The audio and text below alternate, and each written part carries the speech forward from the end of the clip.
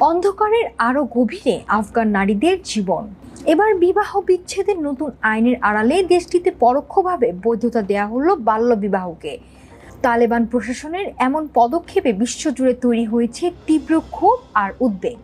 2021 সালে ক্ষমতা দখলের পর থেকেই আফগান মেয়েদের ষষ্ঠ শ্রেণীর পর পড়াশোনা আর নারীদের কর্মসংস্থান নিষিদ্ধ করে তালেবান।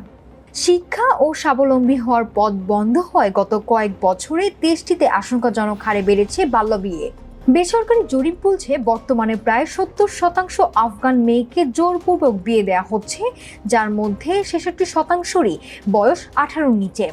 আর এই অন্ধকার বাস্তবতার মাঝে এলো নতুন আইনি আঘাত। পরিবার কোনো নাবালিকার বিয়ে দিলে বয়ঃসন্ধিতে পৌঁছে সে বিয়ে বাতিলের আবেদন করতে পারবে। আপাত দৃষ্টিতে একে অধিকার মনে হলো জাতিসংঘ ও মানবাধিকার সংস্থাগুলো বলছে এটি মূলত শিশু বিয়েকে আইনি স্বীকৃতি দেওয়ার শামিল। কারণ লোকলজ্জা বা ভয়ে কোনো মেয়ে চুপ থাকলে তার নীরবতাকে বিয়ের চূড়ান্ত সম্মতি হিসেবে গণ্য করা হবে।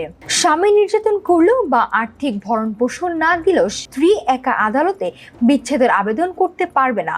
তালাক পেতে হলে পার হতে হবে পুরুষতান্ত্রিক সমাজ, পরিবার ও স্বামীর সম্মতির এক জটিল সালিশি দেয়াল।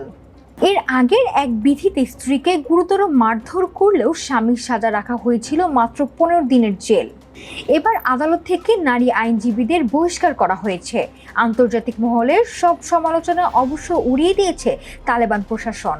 তাদের সাফ কথা, ইসলামী ব্যবস্থার বিরোধিতাকারীদের কোনো আপত্তিতে কান দেবে না তারা।